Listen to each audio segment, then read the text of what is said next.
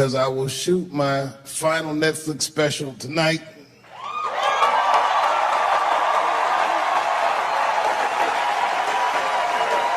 That's right. And after this shit, it's time to make America wait again. I've done too well.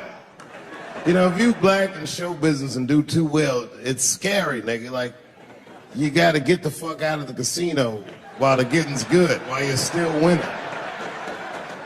You don't walk away from the table, that's how niggas get Kevin Harted. You already know. That's my man. I'm just saying, if he got a sex tape out, well, it's just a matter of time for me.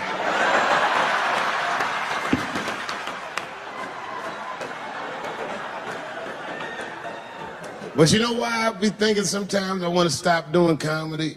And you know, I don't want to sound like a braggart saying this, but the real reason I want to stop is because I'm too goddamn good at it. I'm dope, nigga. Like, no, I'm not even exaggerating. It's not exciting. Every night before I come out on stage, I'll be backstage like, I'm sure this is gonna go well. And it always does. I'm so good at writing jokes, and this is not even an exaggeration. I actually write jokes backwards. I will write a punchline with no particular setup in mind. I'll just put it on a scrap of paper, and I'll throw that scrap of paper in my fishbowl. I have a fishbowl in my house filled with random punchlines. And every once in a while, I'll shake the bowl, and I'll dig in there and just pull one out and see if I can make that shit work. And I picked one for this special. It's not an easy punchline to pull off.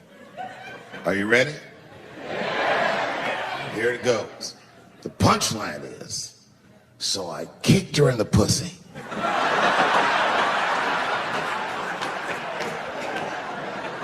I haven't finished the joke yet. I just know whatever happens in the beginning of the joke, at the end of the joke, for some reason, I'm gonna kick somebody in the pussy. And it's going to be hilarious. And you know what's weird? I've always been this talented. I can't remember a time when I wasn't. You know, when I was growing up, I was probably about 8 years old, and at the time, we were living in Silver Spring. Yeah. Yes. Common misconception about me in D.C. A lot of people think I'm from the hood. That's not true. But I never bothered to correct anybody because I wanted the streets to embrace me. As a matter of fact, I kept it up as a ruse. Like sometimes I'll hang out with rappers like Nas and them, and these motherfuckers will start talking about the projects. Yo, it was wild in the PJs, yo. And I'll be like, word, nigga, word. But I don't know. I have no idea. My parents did just well enough so that I could grow up poor around white people.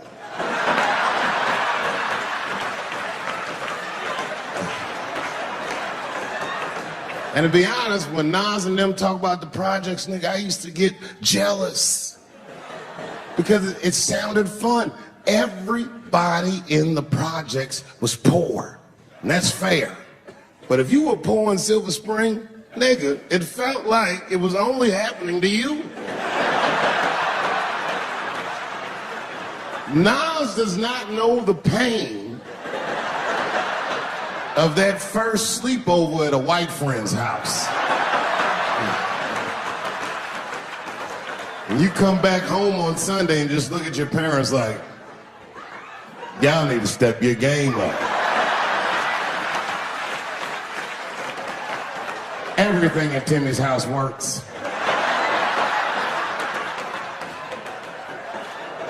Remember the first time you saw that? A cold winter, And to be at a white friend's house and see the motherfuckers in their living room without their coats on.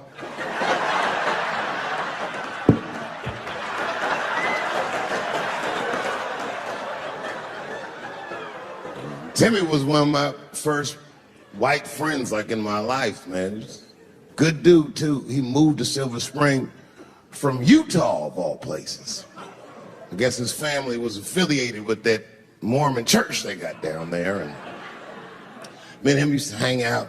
And one day I was at his house, we were just hanging out, and Timmy says, Dave, why don't you stay for dinner tonight? I said, oh, man, I'd love to, but I can't. If I'm not home before dark, my mother will kill me. That was a lie. My mother had several jobs. I hadn't seen her like 3 or 4 days. And the only reason I lied to Timmy was because at that point in my life, it was my experience that white dinner wasn't delicious.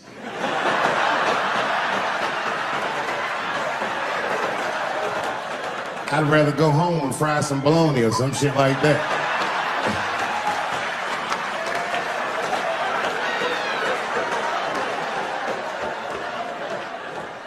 But then old Timmy threw me a curveball I wasn't expecting. He said, well, it's too bad you can't stay, Dave, because Mom made stovetop stuffing. I said, what the fuck, stovetop? Well, hold on, nigga. Let me make some phone calls real quick.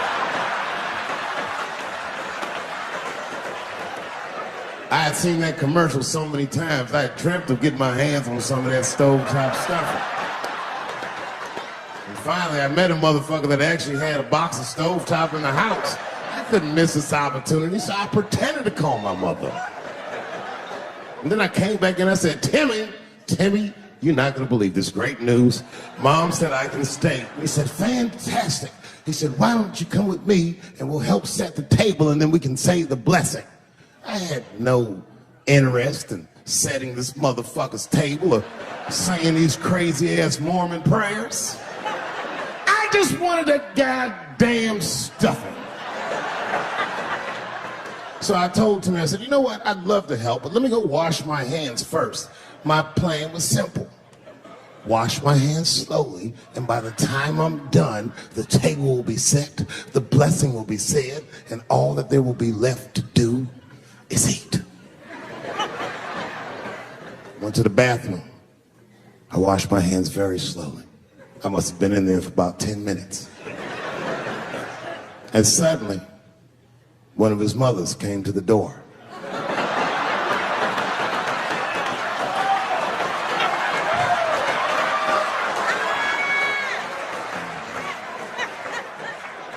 She was like, hi, David, right? I said, yes, ma'am. She said, Timmy tells me that you're planning on staying for dinner. I said, I hope that's not a problem, ma'am. She says, no, it's no problem. In fact, we'd love to have you. It's just that we weren't expecting company. And I'm afraid there's not enough stovetop stuffing for everybody.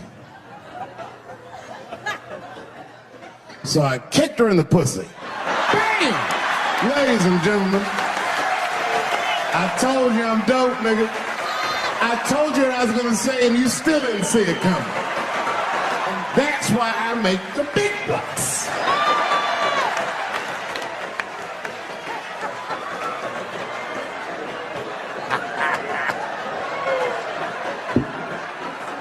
Oh my God.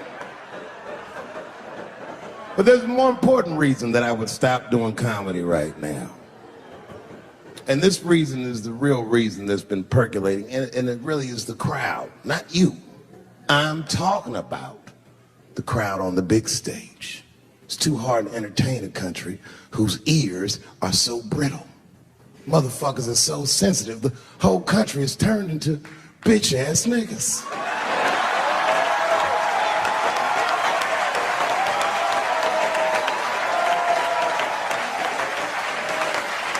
Everything you say upsets somebody. You know, I can remember when it all started. It was when I was doing Chappelle's show. When I was doing Chappelle's show, I used to do the show, and then on the weekends I do like concerts and shit like that. So I'm doing a concert, and there was a couple in the front row, beautiful couple. The wife was obviously Asian. You could see it in her face.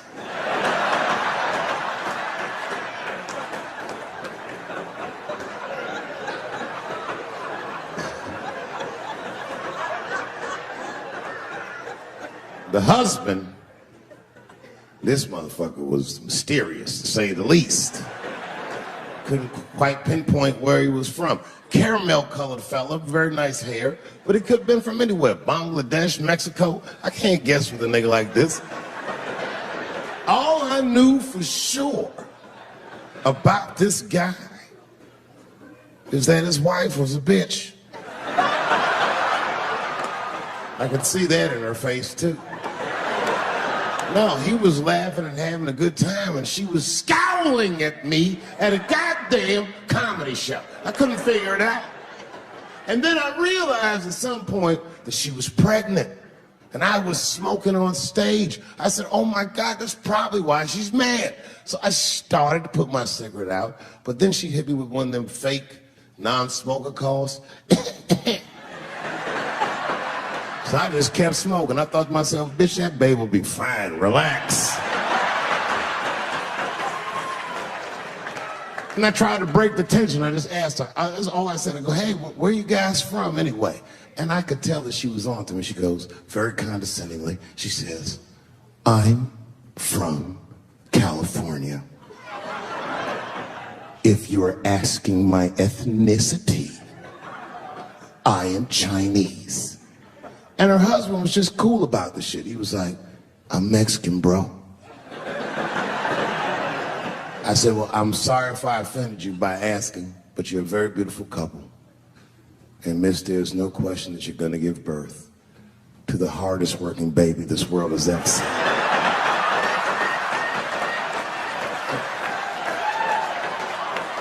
That's not a bad joke. She got very upset. She got up to leave immediately. But she didn't just leave. She had to take one last dig at me on the way out. I will never buy one of your fucking DVDs again, Dave Chappelle. I said, ma'am, with all due respect, Chinese people don't buy DVDs.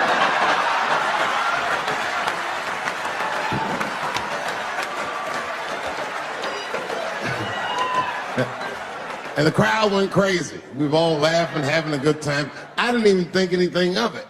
And then just 3 days later, this lady sends a fucking letter to my promoter telling him not to book me for shows anymore because I was, quote, racist, and I'm quoting her, insensitive to the nature of my interracial marriage. I was like, word, bitch, I was.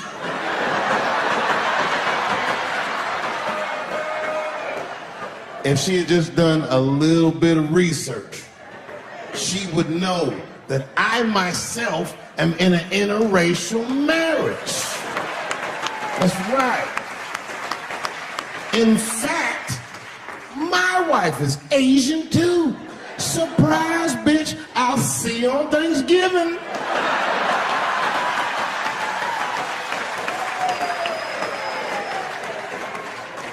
But my wife's not Chinese. She's Filipino.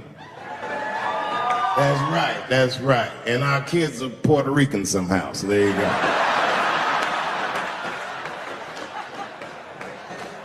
But I don't give a fuck about interracial marriage. In fact, you know what? My mother is half white. A lot of people don't know that. Well, all right, you were a little too excited, but okay. A lot of people don't believe me when I say that, but it's true. You can't tell looking at me, but if I grew my hair out, you would think you was at a fucking Cat Williams concert. My shit is beautiful. But motherfuckers are just taking it too far. I don't know why or how everybody got this goddamn sensitive. You know who hates me the most? The transgender community. Yo, yeah, these motherfuckers. I mean, I didn't realize how bad it was. These motherfuckers, I was really mad about that last Netflix special.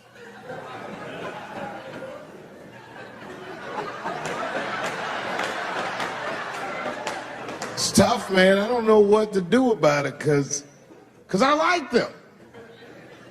I always have. Never had a problem with them. You know, just fucking around. As a matter of fact, I think I make fun of everybody, and I mean, as a group of people, they have to admit it's kind of fucking hilarious, man. I'm sorry, bro. It's like, I've never seen somebody in such a hilarious predicament not have a sense of humor about it. They're born feeling like there's something other than they're born as, and that's kind of funny, you know? I mean, it's funny if it's not happening to you. It's like that white black bitch that's in the news all the time. Rachel Dozer. She always says that. She's a white woman, but then she dressed up like a nigga and shot her way up to the very top of blackness. And I always wanted to meet her just so I could understand. I just wanted to like have dinner with her so I could just look in her eyes and call her a nigger to her face. The fuck is that bitch talking about? I identify black. That is trans talk, lady. Stop biting. Stop biting. There's a big difference between her and a trans. The difference between her and a trans is I believe transgenders. I don't understand them either, but I know they mean what they say.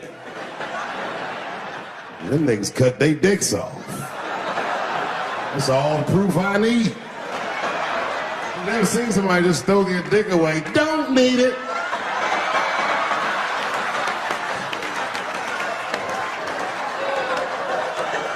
I don't understand, but I believe you and I support your decision, motherfucker. How far is Rachel willing to go? What is Rachel willing to do so that we blacks can believe that she believes she's actually one of us?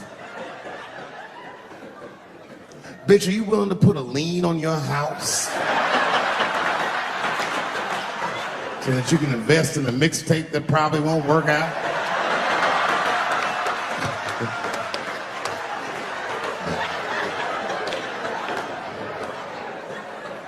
She didn't even change her name. Didn't even change her name. Her name is Rachel. I can't believe in that name. If you want my support, you're gonna have to change your name to the blackest shit I've ever heard. But you're gonna have to change your name to Draymond Green. I don't know a blacker name than that. This shit is black on paper. If you type Draymond Green into Airbnb, that shit will log off automatic.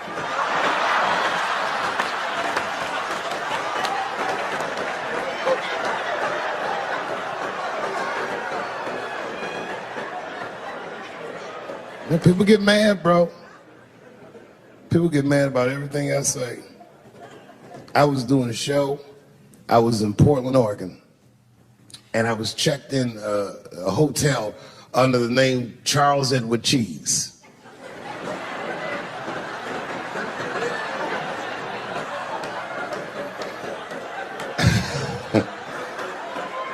I came back to my room late at night, and there was a note. It was like a letter on my desk. It was addressed to Mr. Cheese. So obviously, I'm going to assume that whoever wrote this letter must be an intimate friend of mine. This is not some kind of name that a person would just guess. But then I open the letter, and it turns out I don't know this person at all. It's a fan letter.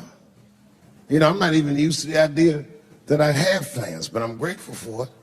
And even though I'm grateful for fans, I don't read those letters. Be nice if I did, but realistically, it's like, what am I, Santa Claus, nigga? I don't have time for this. Like, got shit I want to do. I'm trying to chill. Read all these dreams and wishes from strangers, but I read it. I'd already opened it. So I just read the whole letter. And you know what, man? Whoever wrote this letter truly loves me. I mean, they were really fucking nice in the letter. And then they described to me what it was like to come to the show, how excited they were, how much fun they were having. And then they said that when I got to my jokes about transgenders, that they were, quote, devastated. Because it turns out that whoever wrote the letter was transgender. Now I'm going to be real for a second. As a policy, you got to understand, I never feel bad about anything I say up here.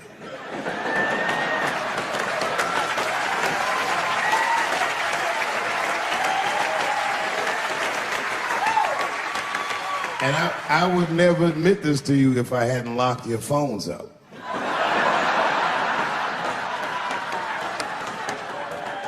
But it was the weirdest thing. Like when I read this letter, this shit made me feel bad. I didn't feel bad about what I said, you understand? I felt bad that I made somebody else feel bad. To be honest, I don't even know what I said that upset that person. I have so many transgender jokes.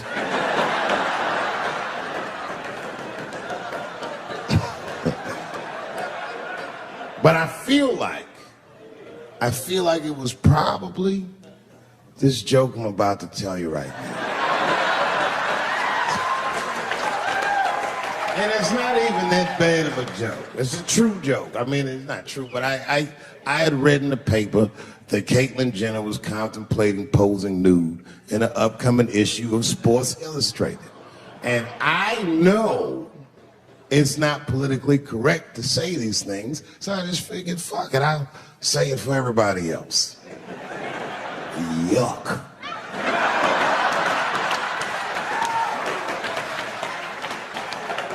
You know, sometimes I just want to read some stats. I don't know why you're gonna cram some man pussy in the middle of the sports page like this. I just didn't think that was the place for it.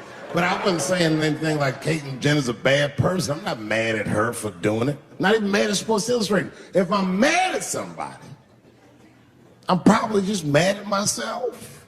You understand? Because deep down, I know that I am not strong enough to not look at those pictures.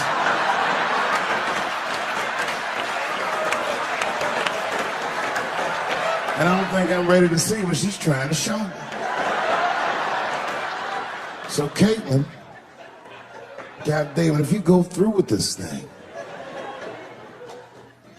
bitch, you better go hard or go home. I want you to go all the way. Hustler style. Do you know what hustler style means, miss? That means spread the lips.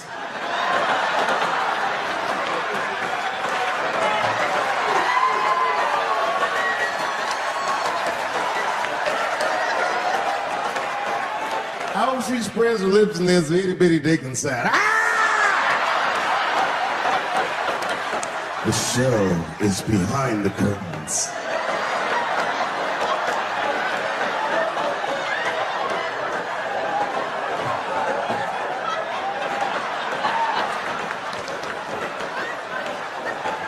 I don't know what I said that upset that person.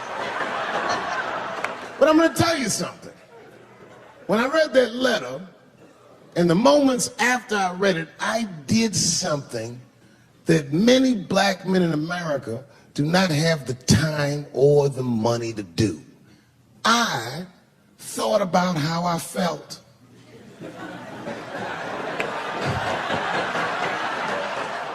I asked myself a very basic question that I don't think I ever directly contemplated. I said, man, Dave, if you're writing all these jokes, do you have a problem with transgender people?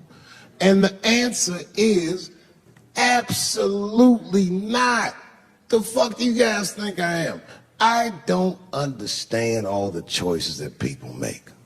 But I do understand that life is hard and that those types of choices do not disqualify you from a life with dignity and happiness and safety in it.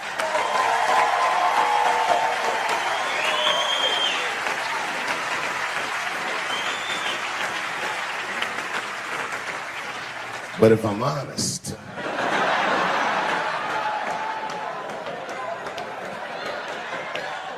my problem has never been with transgender people. My problem has always been with the dialogue about transgender people. I just feel like these things should not be discussed in front of the blacks. It's fucking insulting, all this talk about how these people feel inside. Since when has America given a fuck how any of us feel inside?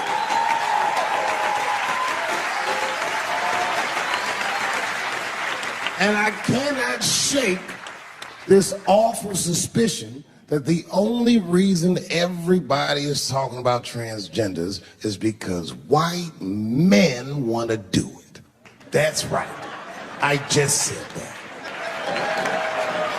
If it was just women that felt that way, or black dudes and Mexican dudes being like, hey, y'all, we feel like girls inside, they'd be like, shut up, nigga. No one asked you how you felt. Come on, everybody, we have strawberries to pick.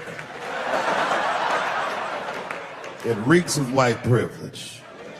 You never asked yourself why it was easier for Bruce Jenner to change his gender than it was for Cassius Clay to change his fucking name?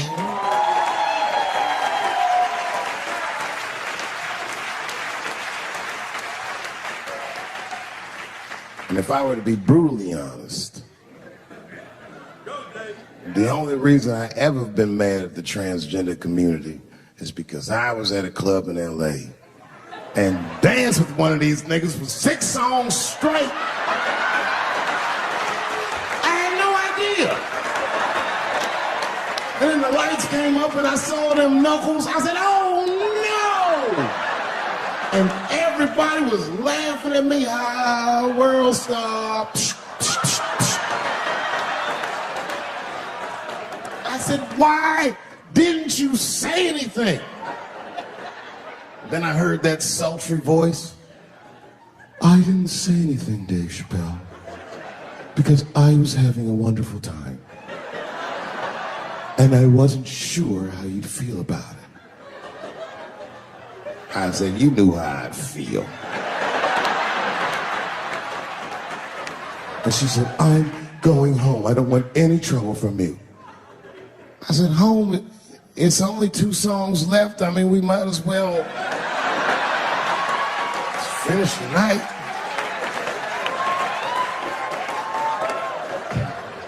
And we ended up having breakfast together. Oh, grow up, that doesn't make me gay.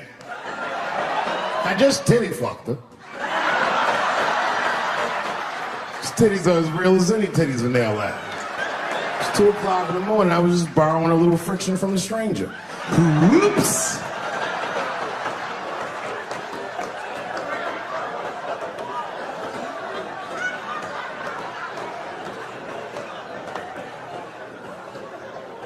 It's the madness of youth. It's the types of mistakes that a man makes when he's young. I wouldn't even know that it's necessarily a mistake. It was a wild night out. But I don't do it like that anymore. I'm old. I'm 44 now.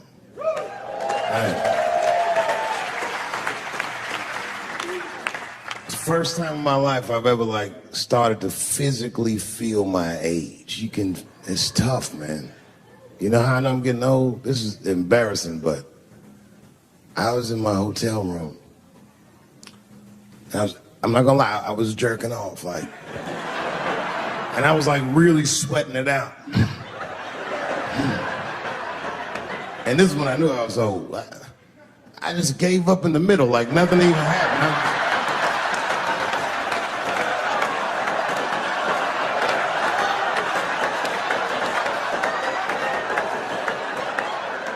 I don't like looking at my dick anymore.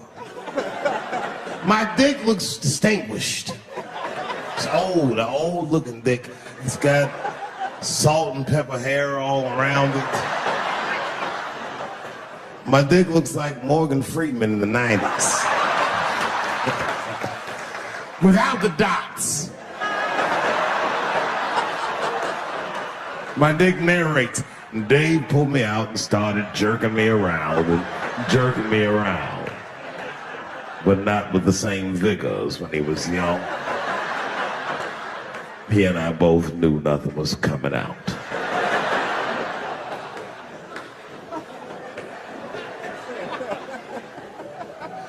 I see my age in my children.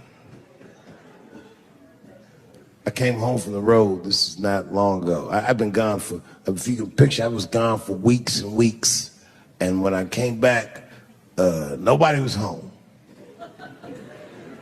Now, one person in my family thought that maybe I'd like to see them when I got back. Like, they knew when I was coming back, but they just weren't home. And that shit was a wake-up call. You know, like when my kids were little, and the tour bus would pull up to the house, these motherfuckers would spill out. Dad is home, hooray! And they'd hug me and kiss me, and then as the years went on, they'd get less interested. Hey everybody, look, it's Mr. Promises back from the road.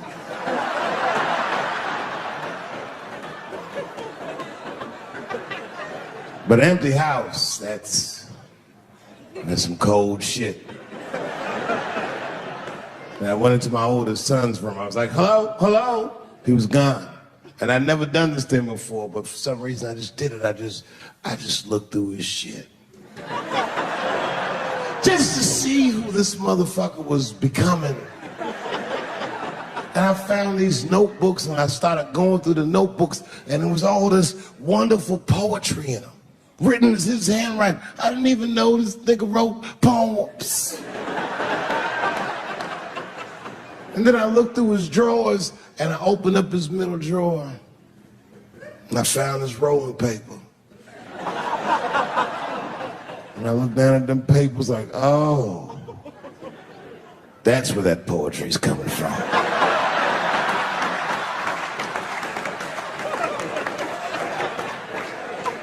And that shit broke my heart. I mean, I smoked weed, but I mourned my son's innocence. And I cried a little bit. And I took his papers upstairs in my room. Rolled some weed that I'd hid from the family. And I got really high. And then I got paranoid. So I put his papers back how I found them. So he wouldn't know what I was up to. This nigga won't even know that that happened until he sees the special. Yeah, nigga, I found your papers.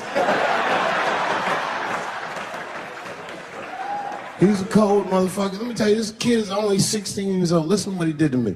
This motherfucker calls me up in the middle of the night. It was 1 o'clock in the morning. He goes, Dad, don't be mad. I knew something was terribly wrong. I said, what's going on? He said, listen, I'm fine. And don't forget, you told me to do this. I'm at a party, and my designated driver had too much to drink. Me and my friends need you to come pick us up. I said, Jesus Christ, it's 1 o'clock in the morning, nigga. I am shit-faced.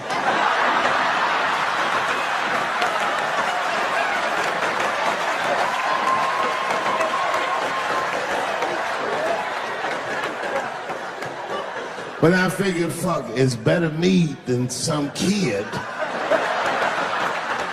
I might as well roll the dice and go pick my nigga up. I said, all right, I'm coming to get you. Just give me the address and I'll be right there.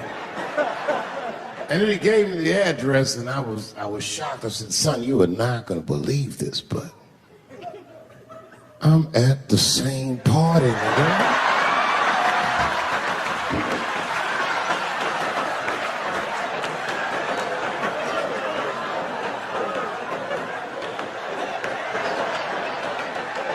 They grow fast, don't they? Can I ask you a weird question? I don't want to make you feel uncomfortable. You don't have to answer it, and if it doesn't go well, we'll just edit it out anyway. Is it weird to be the only white people in a row?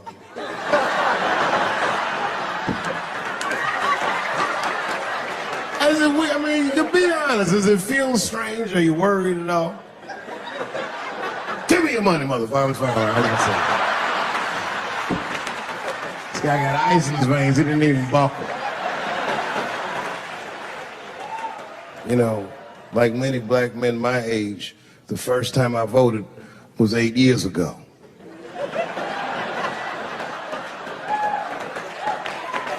Yeah. I saw Obama on TV and said, oh, I'm voting for this nigga. I remember the day I voted for Obama. I voted in Ohio, and my vote matters in Ohio. Ohio is a battleground state, but when I pulled up to the polls, all the soldiers were in line. There were so many black people in that goddamn line, I didn't even know it was the polls. I thought it was a check cashing place.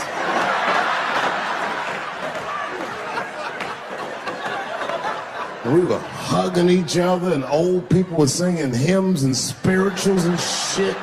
It was like the OJ verdict times 10 or some shit.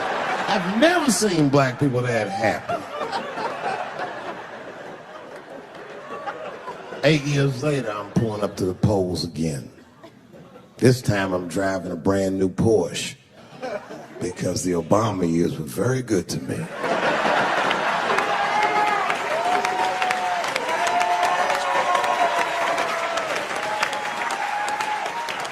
I was early voting, and when I parked my car, I figured out something that it would take the rest of the country another week to figure out. I understood that Donald Trump was going to be our next president because in Ohio, unlike D.C., you could see the results in the parking lot. Saw all these goddamn pickup trucks and tractors and shit.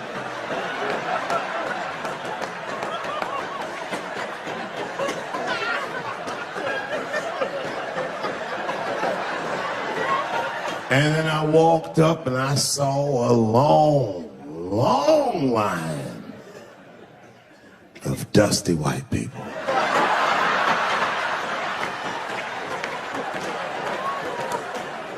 Yes, ladies and gentlemen, these were the poor whites. And I must tell you, I've never had a problem with white people ever in my life.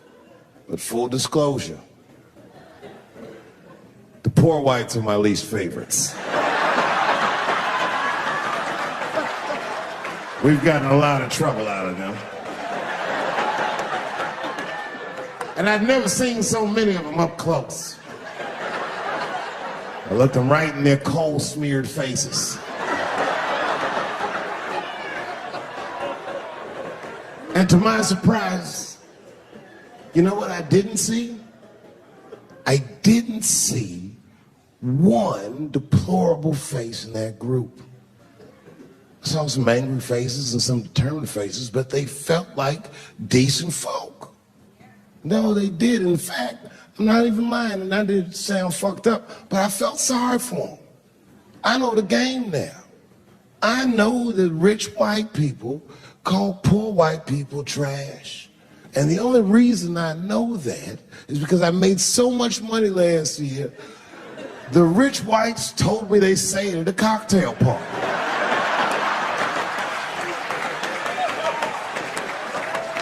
And I'm not with that shit. And I stood with them in line like all of us Americans are required to do in a democracy. Nobody skips the line to vote. And I listened to them. I listened to them say naive, poor white people things. Man, Donald Trump's gonna go to Washington and he's gonna fight for us. I'm standing there thinking in my mind, you dumb motherfucker.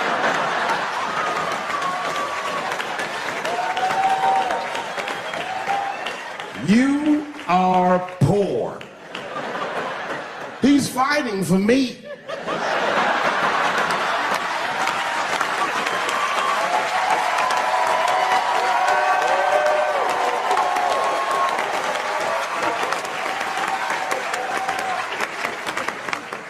And they all looked at me. They could tell who I was voting for just as easily as I could tell who they were voting for. But do you guys know what we all had in common? Not one of us, not a single one of us, looked like we felt good about what we had to do in that booth. We were just doing our goddamn duty. Yes, I voted for Hillary Clinton. Of course I did. I voted for her because I liked what she said vastly better than I liked what he said.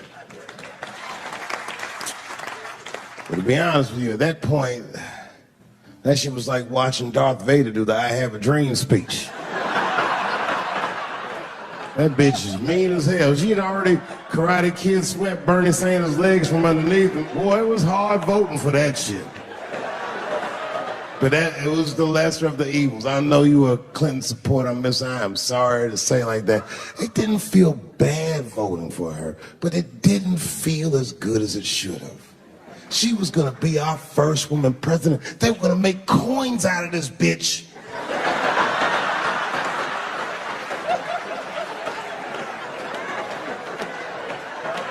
And somehow she just missed the dunk. Of course she should have beat him. Of course she should have beat him. You know what voting for her felt like? It was bittersweet. It felt like I was lucky enough to eat Halle Berry's pussy. And whilst I was doing so, she fucking farted in my face, man.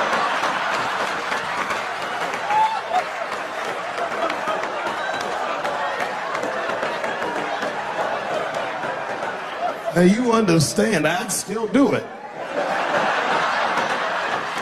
But boy, I wish she didn't fart in this great nation's face.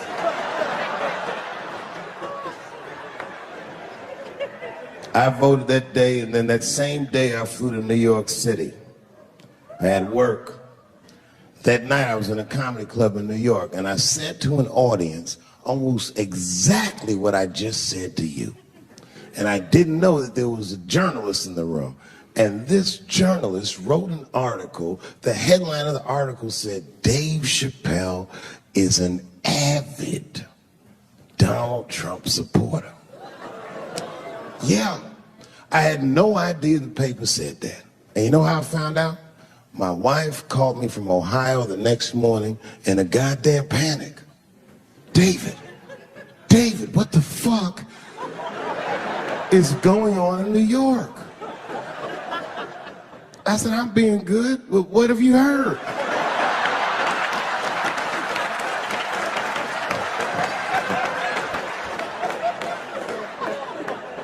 And my wife said, the paper is saying that you're a Donald Trump supporter. I was like, whew.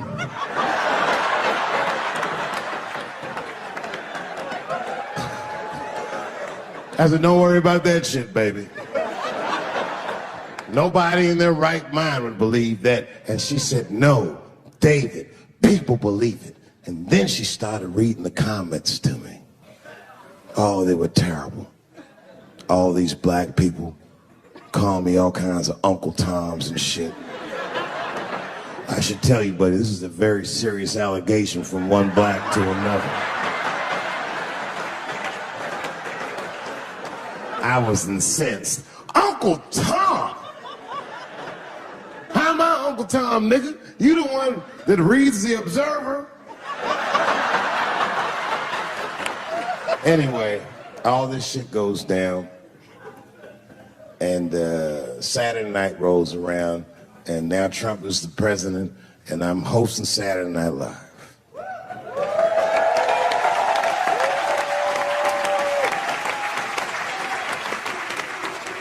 And I didn't really prepare my monologue, I just kind of winged it. And at the end of the monologue, I don't even remember what I said. I said something like, you know, fuck it, like we're historically disenfranchised and we're gonna give him, something about we're gonna give him a chance if he gives us a chance. I don't know what I said, but whatever I said, I really wish I didn't say that shit. It was not worth the trouble. Now I walk into the barbershop and all the black people just be looking at me like, yo, Dave, what's up with your boy? Yo, nigga, yo! not my boy. Because I don't care if you're a Republican or Democrat, if you support him or not, any objective person is going to have to admit that this motherfucker is having a terrible go of it.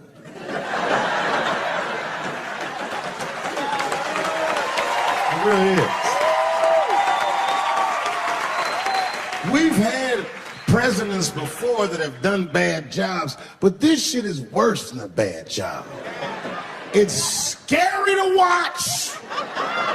Holy shit, it's like seeing a crack pipe in your Uber driver's passenger seat.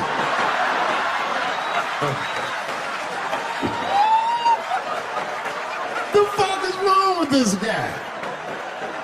Yo, he is lunching, nigga. I watched Donald Trump in a press conference, and this motherfucker had all the media gathered, and this nigga literally asked the media to their face to stop finding shit out. I was like, yo, this motherfucker is bugging. And then, I'm not even making this up, his lips started sweating. His lips. Have you ever seen a motherfucker's lip sweat? What the fuck is wrong with this nigga's lips? It's like if you're on a plane, right? You ever been on a plane? I get scared to fly. I do it all the time. I be scared on there. And sometimes the plane will hit turbulence. And then I get nervous. But I always look at the flight attendant, and she looks calm, and it makes me feel calm. But if that bitch's lips were sweating, it's terrifying. Like, yo, nigga, why are your lips sweating? What do you know?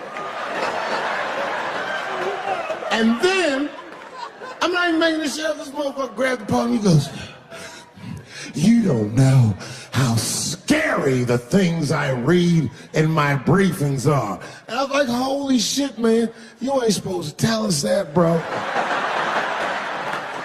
That's bad leadership.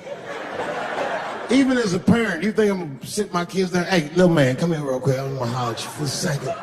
Yo, I'm 3 months behind on the rent, nigga, and I am worried.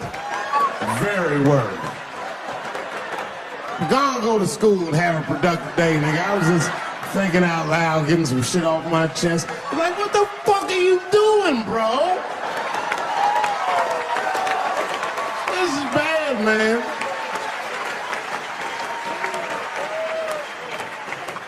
Jesus Christ.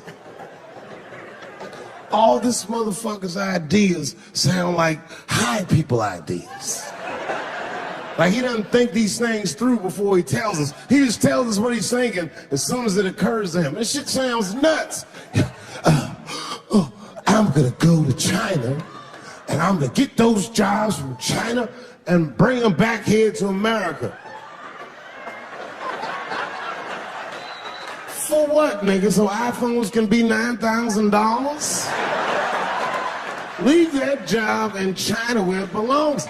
None of us want to work that hard.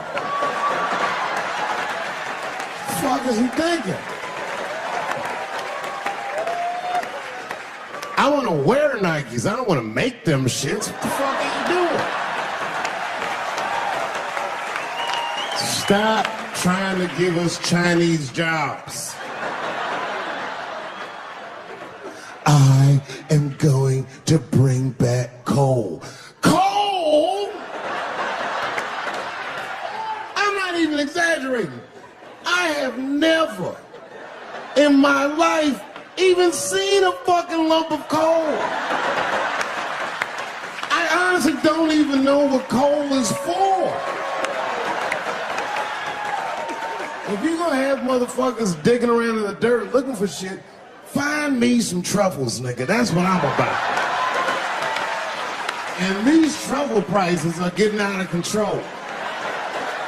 If it gets any worse, I'm gonna be back down to regular butter like everybody else.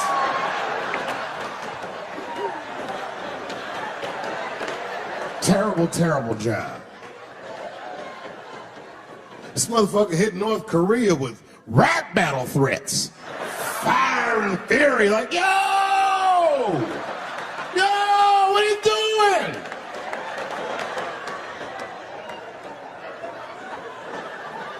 It's fucking Korea, man. Kim Jong-un is a scary motherfucker. He might be as crazy as Trump. Some scary shit. And if you one of them naive motherfuckers that thinks that a war with Korea is gonna be easy, then you don't play Call of Duty at 3 a.m. like I do. Because that's when the Koreans play. Fucking 8-year-old Korean kid took out my whole goddamn platoon last night.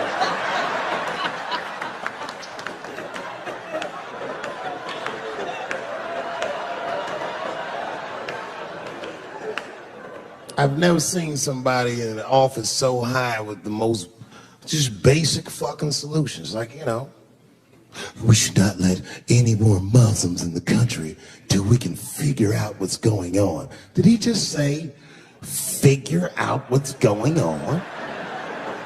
Who doesn't know how to do basic math? Let's count it out, okay? There's been 17 mass shootings in the United States. 4 of them were done by Muslims. None of those 4 Muslims were from any of the 7 countries in your stupid ass original band.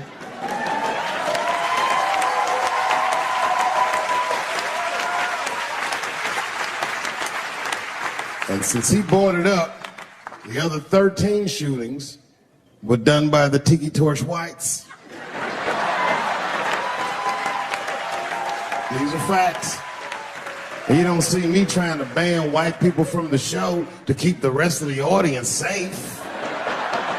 It's a fucking terrible idea because it's mean and it's racist. And most importantly, it would be catastrophic to my bottom line.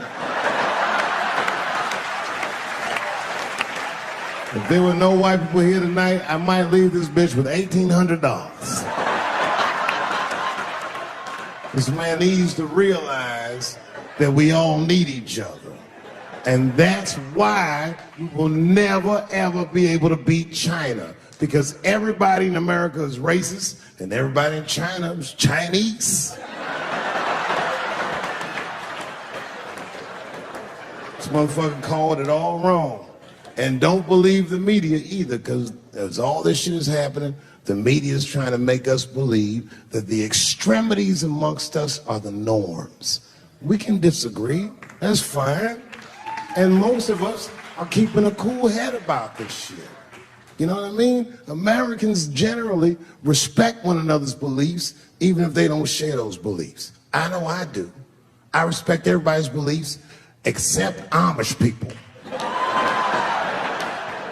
Because they're the only ones that I can say clearly their God is wrong. The speed limit is 75 miles an hour in Ohio, and 1 lane of traffic is blocked by a goddamn horse and buggy. Nigga, your God is ridiculous.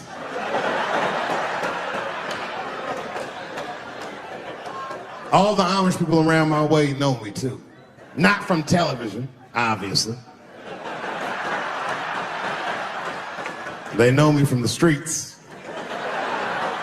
Because when I see them horse and buggies, I'll pull the Porsche over and talk to them. Ezekiel, are you sure that God doesn't want you to have any of this technology or this energy? Huh? Huh? I can't hear you, nigga. Let me turn this air conditioner off. What did you say? And the niggas be like, get away from me, ye. Ye tried to tempt me like the devil. Devil? Nah, bro. I'm trying to put you on to the game, Zeke. It's a big world out here, nigga. I just went 25 miles in 30 minutes. That's a day's journey for you. You don't even know what the weather's gonna be tomorrow, do you? I do. You don't even know that there's a valuable Pokemon right on your shoulder. Ta-ta! Then I drive away. Huh? Oh, my vape pen? You want to hit my vape pen? Oh, sorry, nigga. I'm trying not to get herpes. My bad. I've been playing cat and mouse with herpes for 30 years now, but every night I go to the club, I'll be like, not tonight, herpes. No disrespect. I'm not saying you have herpes. I'm just saying 1 out of 5 people do. So let's just all be careful around this motherfucker and make sure that we leave with the lips we came with.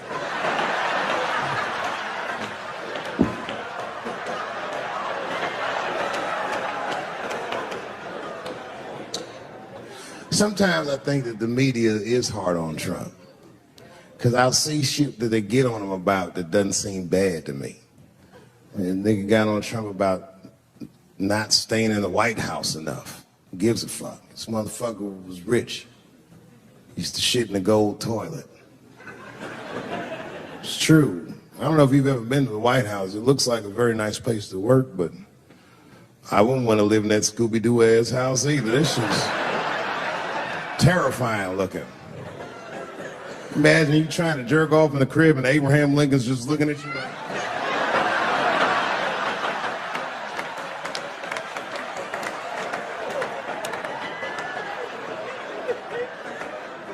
Shit, Bush didn't stay there either. He was rich too. He was like, fuck that, I'm going to my ranch in Texas. Obama was the first motherfucker to move into the White House like, this is a nice place. Look at this rug.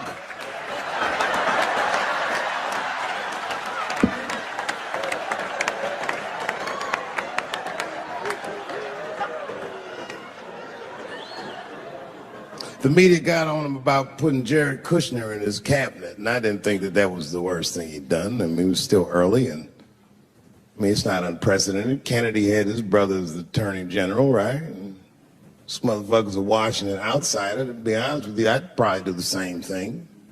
As a matter of fact, I do. You think I go to a Hollywood meeting with all them white folks by myself?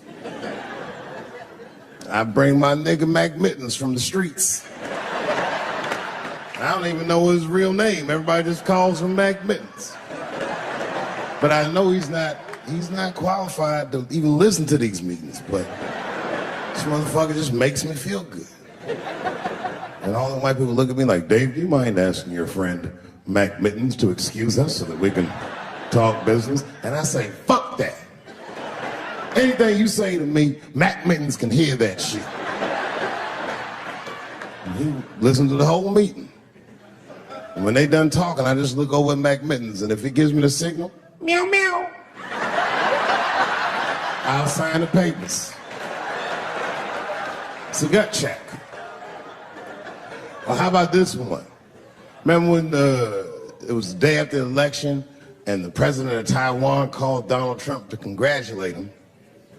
And Donald Trump, you know, of course, took the call and talked to the president of Taiwan. Problem with that was, Taiwan doesn't have a president. The United States functions on what they call a one China policy, and Taiwan is a renegade province of said China. And Donald Trump didn't know that and picked up the phone and started yammering away, and the media ate his ass up. And I'm not gonna lie, I was laughing like shit. I was like, oh shit, this dumb motherfucker is in trouble.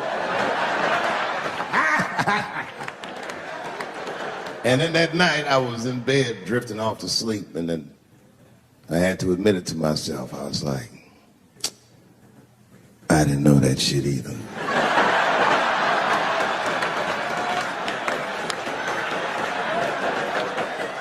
And then I realized the media got the story wrong. The story wasn't that Donald Trump took the call.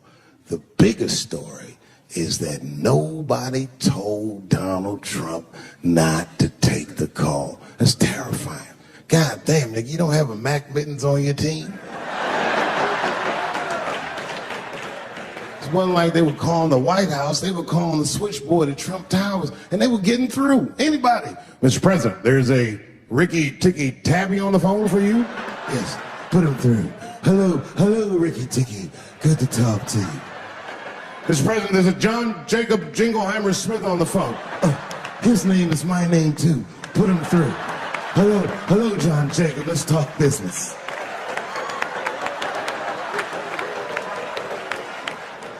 How many people in this room are not originally from the United States?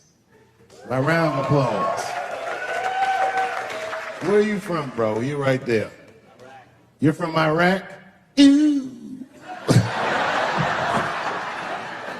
I was fucking around. How long have you been here in the country? 23 years? Are you a citizen yet? You are? Congratulations, nigga. Congratulations. Well, welcome to this great land. You know, I'm going to give you a history lesson because I'm sure this wasn't on your entry exam. But every naturalized American has heard something about what I'm about to tell you. A picture is the early 50s in the United States. This 14-year-old boy goes down from Chicago to Mississippi to meet his extended family for the first time. He'd never been to Mississippi. And before he went, his mother said to him, very pointedly, she said, if a white man looks you in your eyes in Mississippi, look away. And I don't know what you know about black people from Chicago, but they're not a scared people. Legend has it, he was in front of a convenience store, hanging out with his cousins, having a good time, and a white woman walked out of the store, and he thought she was pretty, and he said, bye, baby, not realizing that he had just made a fatal mistake. 4 days later, a group of adult white men burst into this family's home and snatched a 14-year-old boy out of bed in front of his family that was powerless to stop them, and he was never seen alive again. His name was Emmett Till. They found his body maybe a few days later. It was in a creek, tied to a wheel so it would sink, horribly beaten and bloated. Hideous. And lucky for everybody in America, his mother was a fucking gangster. She was.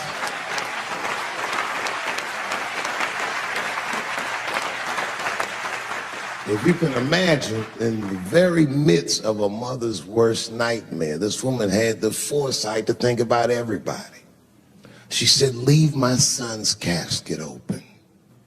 She said, the world needs to see what they did to my baby. And every publication here in the United States, from Jet Magazine all the way to the New York Times, had this boy's horribly bloated body on its cover. And if our civil rights movement was a car, this boy's dead body was premium gas. This was a very definitive moment in American history where every thinking and feeling person was like, ugh, we gotta do better than this. And they fought beautifully, and here we all are.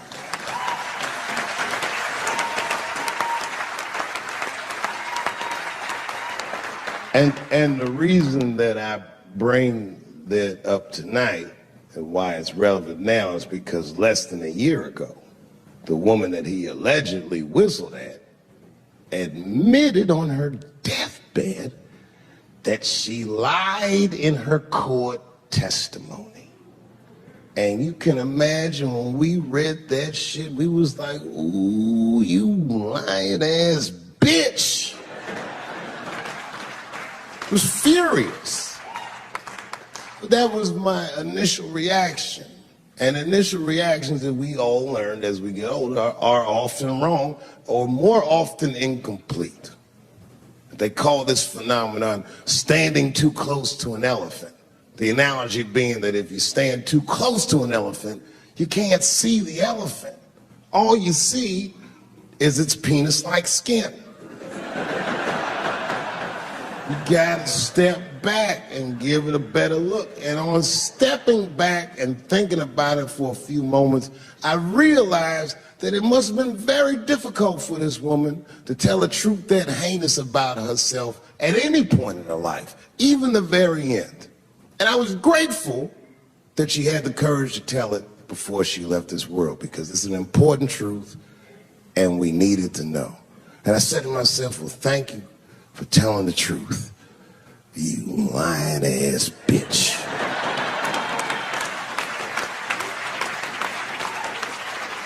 And then time goes on, and then after time, you can kind of see the whole elephant. And it's humbling, because you realize that this woman lied, and that lie caused the murder. But that murder set in motion a sequence of events that made my wonderful life possible, that made this very night possible. How could this be that this lie could make the world a better place? It's maddening. And that's how I feel about this president. I feel like this motherfucker might be the lie that saves us all. Because I have never felt more American than when we all hate on this motherfucker together. Jesus Christ. It's good. And when it happens, I can see everybody that's struggling. So if I'm on stage and I tell a joke that makes you want to beat up a transgender, then you're probably a piece of shit and don't come see me anymore. Or if you don't understand that when a football player takes a knee during the national anthem, he's actually standing up for me, then you might not want to fuck with me anymore. But I swear, no matter how bad it gets, you're my countrymen, and I know for a fact that I'm determined to work shit out with y'all. And if that woman that said that heinous lie was alive today, I would thank her for lying. And then I would kick her in the pussy. Thank you very much for watching, DC. God bless you.